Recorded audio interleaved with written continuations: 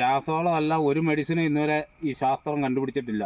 തൊണ്ടേ പുഴുത്താൽ തൊണ്ടേ പുഴുത്താൽ ഞൊണഞ്ഞറക്കുക, അത്രേ ഉള്ളൂ. അപ്പൊ ഇതിനൊരൊറ്റ പരിഹാരം എന്ന് പറഞ്ഞാൽ ഇതിന്റെ വിത്ത് തൊണ്ട് മാറ്റുക എന്നുള്ള ഒരൊറ്റ പരിഹാരമേ ഉള്ളൂ.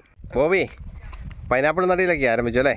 ആരംഭിച്ച എത്ര പൈനാപ്പിൾ നടുന്നുണ്ട്? ഇത് 25,000 പൈനാപ്പിൾ ഇതിനകത്ത് നടുന്നുണ്ട് അല്ലേ? കാനി. കാനി. കഴിഞ്ഞ ദിവസം നമ്മുടെ ജയനാശാൻ പൈനാപ്പിൾ കൃഷിയെക്കുറിച്ച് പഠിക്കാൻ വേണ്ടി ബോബിയുടെ അടുത്ത് വന്നിരുന്നു. ജയനാശാന് നിങ്ങൾ പൈനാപ്പിൾ കൃഷി പഠിക്കാൻ കൊണ്ട് സാധിച്ചോ? പുള്ളിക്ക് ഭയങ്കരമായ ആഗ്രഹമുണ്ട് പൈനാപ്പിൾ കൃഷി ചെയ്യണമെന്ന്. അപ്പോൾ ഞാൻ പറഞ്ഞ കാര്യങ്ങളെല്ലാം പുള്ളി മനസ്സിലാക്കിയിട്ടുണ്ട്. അതുപോലെ ചെയ്യാൻ പുള്ളിയുടെ വെട്ടിമാറ്റിയ ഒരേക്കർ സ്ഥലത്ത് ചെയ്യാനുള്ള പണികളെല്ലാം ആരംഭിച്ചിട്ടുണ്ട്. പക്ഷെ അത് കഴിഞ്ഞ് ഞാൻ പുള്ളിയോട് ചോദിച്ചപ്പം ആശാൻ പറഞ്ഞത് അതിനെക്കുറിച്ചൊക്കെ പഠിച്ചുകൊണ്ടിരിക്കുന്നുള്ളൂ. അപ്പോൾ എനിക്ക് തോന്നുന്നു പുള്ളിക്ക് വലിയ താല്പര്യമൊന്നും ഇല്ലതായിട്ടാണ് തോന്നുന്നത്. എന്നോട് ഇന്നലെയും വിളിച്ചായിരുന്നു, നല്ല താല്പര്യമാണ്. അപ്പം വിത്ത് ഇറക്കുന്നതിൻ്റെ കാര്യങ്ങളൊക്കെ ചോദിച്ചു. ഞാൻ ഇറക്കി തരാമെന്ന് ഞാൻ പറഞ്ഞിട്ടുണ്ട്. എന്നെ ഭയങ്കര ആരാധനയാണ്. അപ്പോൾ കുറച്ച് കാര്യങ്ങൾ എനിക്ക് പുള്ളിയുടെ ആ സംഭാഷണ ശൈലിയൊക്കെ എന്നോട് പറഞ്ഞു തന്നിട്ടുണ്ട്. ഞാൻ ഒന്ന് അനുകരിക്കാൻ നോക്കി. അപ്പോൾ സ്വല്പമായിട്ടൊക്കെ എനിക്ക് ഒരു അനുകരണ ശേഷി ഉണ്ടെന്ന് ആശാൻ പറഞ്ഞത്. ഞാൻ ആ രീതിയിലൊന്ന് സംസാരിച്ചപ്പം പുള്ളി പറഞ്ഞു കുഴപ്പമില്ല, ഒരു 4-5 പ്രാവശ്യം ജയനെയൊക്കെ മനസ്സിൽ ഓർത്ത് കഴിഞ്ഞാൽ ഇതെല്ലാം സ്ഫുടമായിട്ട് വരും. അപ്പോൾ ജയൻ്റെ ആ അമാനുഷിക ആ ശക്തിയും ആ പവറും ഒക്കെ ഒന്ന് മനസ്സിൽ വിചാരിച്ച് സംസാരിച്ചാൽ ഇതെല്ലാം ഓക്കെ ആകുമെന്ന് ആശാൻ എന്നോട് പറഞ്ഞേക്കുന്നത്. ഞാൻ ഒന്ന് പരിശ്രമിച്ച് നോക്കിയിട്ട് ചെറുതായിട്ടൊക്കെ ശരിയായി വരുന്നുണ്ടെന്ന് എനിക്കൊരു ഫീലിങ്സ് ഉണ്ട്. നമുക്കെന്നാൽ ഒരു 2-3 ഡയലോഗ് പറഞ്ഞു നോക്കിയാലോ? ഡയലോഗ് 2-3 ഞാൻ പറയാൻ ശ്രമിക്കാം. അപ്പം തെറ്റിയാലും കുഴപ്പമില്ല, നമുക്കൊന്ന് ശ്രമിച്ചു നോക്കാം. അപ്പം നിങ്ങൾ ജയനാശാനെ പഠിപ്പിക്കാൻ നിങ്ങൾ ശ്രമിച്ചിട്ട് നിങ്ങളെ പഠിപ്പിച്ചിട്ട് പോയി ജയനാശാൻ അല്ലേ? അതെ. പുള്ളിക്ക് അതുപോലൊരു കഴിവുണ്ട് അല്ലേ? ഭയങ്കര കഴിവാണ്. ഒരു JCB കിട്ടിയിരുന്നെങ്കിൽ പൊറുംചെറിയാമായിരുന്നു.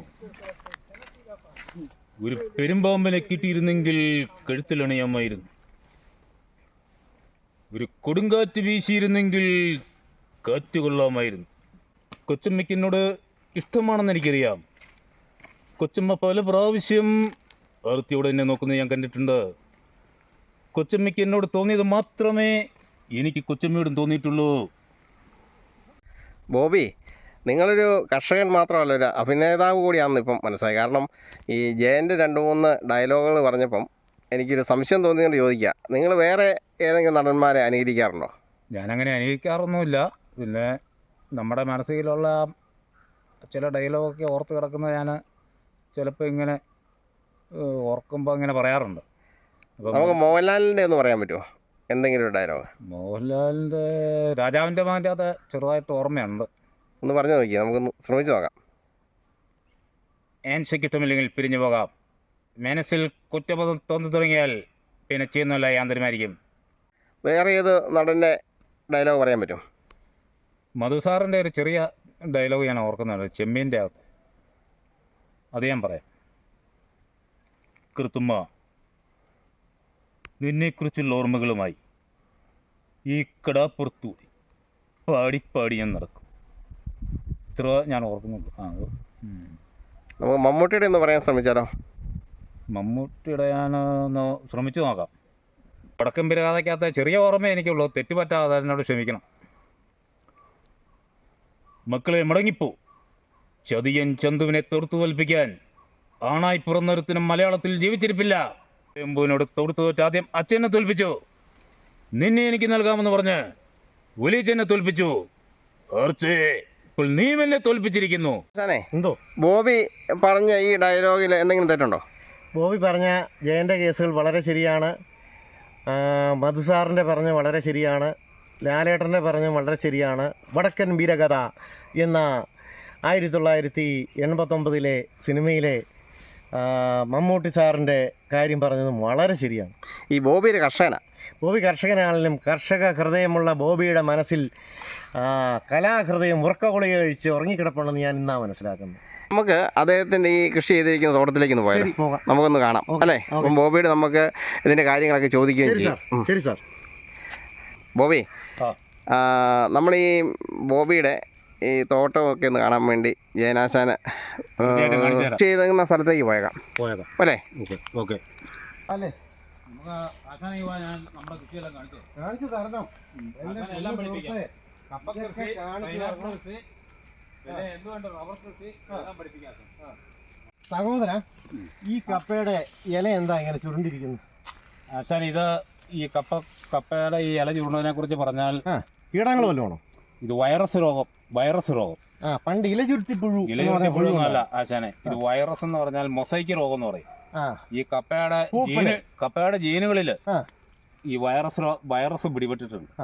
അപ്പൊ ആ വൈറസ് ബാധയുടെ ഫലമായിട്ടുണ്ടാകുന്ന ഇല മുരടിപ്പ് രോഗമാണ് ഈ കാണുന്ന മൊസൈക്ക് രോഗം എന്ന് പറയും. മൊസൈക്ക് രോഗം. അപ്പൊ ഇതിനൊരൊറ്റ പരിഹാരം എന്ന് പറഞ്ഞാൽ ഇതിന്റെ വിത്ത് തണ്ട് മാറ്റുക എന്നുള്ള ഒരൊറ്റ പരിഹാരമേ ഉള്ളൂ. ഇതിന് ഈ കാലഘട്ടം വരെ ഇതിനൊരു കീടനാശിനി പ്രയോഗം ഫലപ്രദമായിട്ട് നടപ്പാക്കാൻ നമുക്ക് പറ്റിയിട്ടില്ല. ഒരു ശാസ്ത്രവും വിജയിച്ചിട്ടില്ല. അപ്പൊ സഹോദര പറഞ്ഞോളൂ ആശാൻ. ഇതിന്റെ തായി മാറ്റുക എന്ന് പറഞ്ഞാൽ തറവാട് മാറ്റണം. തറവാട് മാറ്റുക എന്ന് പറഞ്ഞാൽ സമൂലം മാറ്റുക. ഇതിന്റെ വിത്ത് മാറ്റുക. വിത്ത് നല്ല വിത്ത് ഗുണം 10 ഗുണം. അപ്പൊ മൊസൈക്ക് രോഗം ബാധിക്കാത്ത, കീടബാധ ഏക്കാത്ത നല്ല വിത്ത് തണ്ട് നമ്മൾ തെരഞ്ഞെടുത്ത് നട്ടു കഴിഞ്ഞാൽ ഈ കീടബാധ ഒരിക്കലും ഉണ്ടാകില്ല. അപ്പൊ സഹോദര, ഇത് സിലോണൊക്കെ നല്ലതല്ലായിരുന്നോ? പണ്ട് ഒരു പ്രശ്നവും ഇല്ലായിരുന്നല്ലോ. സിലോൺ കപ്പയൊക്കെ നല്ലതാണ്. പക്ഷെ നമുക്ക് ഏറ്റവും അനുയോജ്യമായിരുന്നത് മിച്ചർ കപ്പയാണ്. ഇത് മിക്സർ കപ്പയാണോ? മിച്ചർ കപ്പയാണ്. ഇത് ഞാൻ ഓർത്തു, ഇതുണ്ടോ ഒരില പറിച്ച് വിരോധമുണ്ടോ? ഒരു വിരോധം. ഇത് ഞാൻ ഓർത്തു ഇല ചുരുട്ടിപ്പുഴു ഇതിനകത്തുണ്ടെന്ന് ഓർത്ത് ഞാൻ ഇങ്ങനെ ഞെക്കുമായിരുന്നു മുമ്പ്. ഇല ചുരുട്ടിപ്പുഴു അല്ല, ഇത് വൈറസ് രോഗം എന്ന് പറയും. വൈറസ് എന്ന് പറഞ്ഞാൽ നമുക്ക് കാണാൻ പറ്റിയല്ല. അപ്പൊ ഇതിന്റെ ജീനുകളിൽ ഇത് ബാധിച്ചിട്ടുണ്ട്. ജീനുകളിൽ, ഇതിന്റെ വിത്ത് കോശങ്ങളില്, ഇതിന്റെ കോശങ്ങളിൽ ഇത് ബാധിച്ച് ഇതിലൊക്കെ എല്ലാം ഇങ്ങനെയാണല്ലോ പാർട്ടി. അപ്പൊ ഇതിൽ നിന്ന് ആദായം കിട്ടാൻ പാടാണോ? ഇതിന്റെ കുഴപ്പമെന്ന് വെച്ചാൽ ഒരു ദുഃഖകരമായ സത്യം പറയാം. നഗ്നസത്യം 25% തൊട്ട് 50% വരെ വിളവ് കുറയും. സഹോദര, ഭയങ്കര നഷ്ടമായി പോയല്ലോ പ്രസ്ഥാനം. അപ്പൊ ഇത് നമ്മൾ സഹിക്കല്ലാണ്ട് ഇനി ഒരു വഴിയില്ല. നമ്മളിപ്പം ചെയ്തു പോയില്ലേ. അപ്പം വിത്ത് തിരഞ്ഞെടുക്കുന്നതിൽ കർഷകൻ പരാജയപ്പെടുന്നതുകൊണ്ടാണ് ഈ മൊസൈക്ക് രോഗം ഇങ്ങനെ സംഭവിക്കുന്നത്. അപ്പൊ സഹോദരൻ പറയുന്നത് ഇനി നഷ്ടം സഹിക്കാനുള്ള മാർഗമൊന്നുമില്ല. വേറെ എന്തെങ്കിലും രാസവളം ചെയ്തു കൊടുത്താൽ മാറുമോ? രാസവളം അല്ല, ഒരു മെഡിസിനും ഇന്നുവരെ ഈ ശാസ്ത്രം കണ്ടുപിടിച്ചിട്ടില്ല. അപ്പൊ തൊണ്ടേ പുഴുത്താൽ കീപ്പോട്ട് ഇറക്കുക, തൊണ്ടേ പുഴുത്താൽ ഞൊണഞ്ഞിറക്കുക, അത്രേ ഉള്ളൂ. അപ്പൊ അടുത്ത വർഷം ജാഗ്രതയോടെ, ഉദ്ദിഷ്ടത ജാഗ്രത എന്ന് പറഞ്ഞൊരു സിനിമ കേട്ടിട്ടുണ്ട്. അപ്പം നമ്മള് ജീവിതത്തിൽ പ്രാവർത്തിയാക്കേണ്ട ഒരു കാര്യം ഏത് മേഖലയിലാണെങ്കിലും, കാർഷിക മേഖലയിലാണെങ്കിലും, വിദ്യാഭ്യാസ മേഖലയിലാണെങ്കിലും, വ്യവസായ മേഖലയിലാണെങ്കിലും, രാഷ്ട്രീയ മേഖലയിലാണെങ്കിലും ഉദ്ദിഷ്ടത ജാഗ്രത. വിത്ത് ഗുണം 10 ഗുണം. വിത്ത് ഈ വൈറസ് ബാധിക്കാത്ത വിത്തുകൾ നമ്മൾ നട്ടു കഴിഞ്ഞാൽ നമുക്ക് 100% വിളവ് ലഭിക്കും.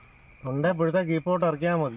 അപ്പൊ ഇനിയിപ്പോ സഹിക്കുക അല്ലാണ്ട് ഒരു മാറ്റമില്ല. വളരെയധികം ഈൽഡ് പോയി. ഇതിന് 25% വിളവ് ടെക്നിക്കലി ഇതിന് കുറഞ്ഞിരിക്കും.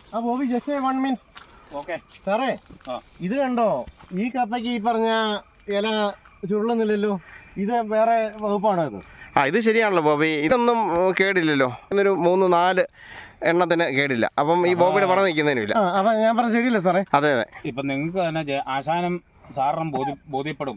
ഇതിപ്പം നമുക്ക് വിത്ത് തണ്ട് ശേഖരിച്ചപ്പോൾ മൊസൈക്ക് രോഗം ബാധിക്കാത്ത അതിൻ്റെ വിത്ത് തണ്ടും കിട്ടി. അപ്പോൾ അങ്ങനെ മൊസൈക്ക് രോഗം ബാധിക്കാത്ത തണ്ടിൻ്റെ വിത്ത് തണ്ട് മുളച്ച് പാകമായപ്പോൾ കാണുന്ന കാഴ്ചയാണ് ഇപ്പോൾ ഈ കാണുന്നത്. അപ്പോൾ ഇത് വളരെ ഐശ്വര്യപൂർണ്ണമായിട്ട് നിൽക്കുന്നു. അപ്പോൾ ബോബി ആശാനോട് ഈ കാമടൻ ചേരാശാൻ ചോദിക്കുന്ന ഒരു ചോദ്യം. അപ്പം നമ്മൾ ഈ പ്രശ്നമില്ലാത്ത ഇതിൻ്റെ തണ്ട് ശേഖരിച്ച് വെച്ച് അടുത്ത ആണ്ടിൽ നമ്മൾ നട്ടാൽ നമുക്ക് ദോഷമില്ലാത്ത നമുക്ക് വിത്ത് നടാൻ മേലെ നമുക്ക് ഇതിനൊരു 50% സാധ്യത മാത്രമേ നമ്മൾ ഉറപ്പുള്ളൂ. കാരണം ഇതിൻ്റെ ഈ അടുത്തെല്ലാം ഈ മൊസൈക്ക് രോഗം വൈറസ് ബാധിച്ച തണ്ട് നിൽക്കുന്നതുകൊണ്ട് ഇതിലേക്കും പടരാൻ വളരെ സാധ്യത കൂടുതലാണ്. അതുകൊണ്ട് 100% മൊസൈക്ക് രോഗം ബാധിക്കാത്ത തോട്ടത്തിൽ നിന്നും മാത്രമേ വിത്ത് കൊണ്ട് ശേഖരിച്ച് നമ്മൾ അടുത്ത പ്രാവശ്യം നടീൽ വസ്തുവായിട്ട് ഉപയോഗിക്കാൻ പാടുള്ളൂ എന്നാണ് എൻ്റെ അഭിപ്രായം. അപ്പോൾ ഇതിന് 50% സാധ്യത ഉണ്ട്. 50% സാധ്യതയില്ല. അപ്പോൾ ഈ വൈറസ് രോഗം ബാധിക്കാൻ സാധ്യത ഉണ്ട് 50%. കയ്യാലമാട്ടിലെ തേങ്ങ പോലെയാണ്, അങ്ങോട്ടും ചാടാം ഇങ്ങോട്ടും ചാടാം. അപ്പോൾ നമ്മളിത് ഇത് ഉപയോഗിക്കാതിരിക്കുകയാണ് നല്ലത് അല്ലേ? ഈ തോട്ടത്തിൽ നിന്ന് ഉപയോഗിക്കാതിരിക്കുകയാണ് നല്ലത്. കംപ്ലീറ്റ് 100% മൊസൈക്ക് രോഗം ഇല്ലാത്ത തോട്ടങ്ങൾ ധാരാളമുണ്ട്. അപ്പോൾ അവിടുന്ന് നമ്മൾ വിത്ത് കൊണ്ട് ശേഖരിച്ച് കൃഷി ചെയ്യുന്നതാണ് ഏറ്റവും ഉചിതം. ഈ തണ്ട് മുഴുവൻ നശിപ്പിച്ചാണ്. ഇതെല്ലാം നശിപ്പിച്ച് കളയുന്ന നമുക്ക്. ഇത് പകരുന്ന രോഗമാണോ ഇത്? ഇത് പകരും. അപ്പോൾ ഈ അടുത്ത് വയ്ക്കുന്നതിനെല്ലാം പകരാൻ സാധ്യത കൂടുതലാണ്. വൈറസ് ഇത് പകരും, വൈറസാണ്. ഏറ്റവും പ്രധാനപ്പെട്ട കാര്യം നടീൽ വസ്തു, വിത്ത് ഗുണം 10 ഗുണം. അങ്ങനെ വിത്തിൽ പഴച്ചാൽ മൊത്തം പഴിച്ചു. അതെല്ലേ? വിത്തിൽ വിജയിച്ചാൽ 50% വിജയിച്ചു. വളപ്രയോഗം കാട് കയറുന്നതൊക്കെ ഉണ്ടെങ്കിൽ തന്നെയും വിത്ത് മെച്ചമാണെങ്കിൽ 50% നമ്മൾ കൃഷിയിൽ വിജയിച്ചു. 50%. അപ്പോൾ വിത്ത് തിരഞ്ഞെടുക്കുന്നതിൽ പരാജയപ്പെട്ടാൽ നമ്മൾ ആ കൃഷി പരാജയപ്പെട്ടു. അപ്പോൾ എല്ലാ കർഷകരോടും, ഇത് കപ്പകൃഷി ആഗ്രഹിക്കുന്ന എല്ലാ കർഷകരോടും എനിക്ക് പറയാനുള്ള ഒരു ഉപദേശം എന്ന് വെച്ചാൽ, വിത്ത് തണ്ടെന്ന് പറഞ്ഞാൽ 100% പെർഫെക്റ്റ് ആയിരിക്കണം. മൊസൈക്ക് രോഗമോ ബാക്കി അനുബന്ധ ചുവട്ടിലുള്ള പൂപ്പൽ ബാധയോ ഇങ്ങനെയുള്ള തണ്ടുകൾ നമ്മൾ തിരഞ്ഞെടുക്കരുത്. 100% നല്ല ആരോഗ്യത്തോടെ വളരുന്ന, ഒരു കീടബാധയില്ലാത്ത, വൈറസ് ബാധയില്ലാത്ത, ഇലകൾ പൂർണ്ണമായും നല്ല രീതിയിൽ നിൽക്കുന്നതെന്ന് പറഞ്ഞാൽ ഇങ്ങനെ മുരടിപ്പ് ബാധിക്കാത്ത ഇലകളുള്ള തണ്ടുകൾ മാത്രമേ നമ്മൾ വിത്ത് തണ്ടായിട്ട് ശേഖരിക്കാവുള്ളൂ. എങ്കിൽ ആ കൃഷി 100% വിജയിച്ചിരിക്കും, ഉറപ്പ്. വീഡിയോ ഇഷ്ടപ്പെട്ടെങ്കിൽ ലൈക്ക് അടിക്കുകയും നിങ്ങളുടെ അഭിപ്രായങ്ങൾ കമൻറ്റ് ബോക്സിൽ രേഖപ്പെടുത്തുകയും ചെയ്യുമല്ലോ.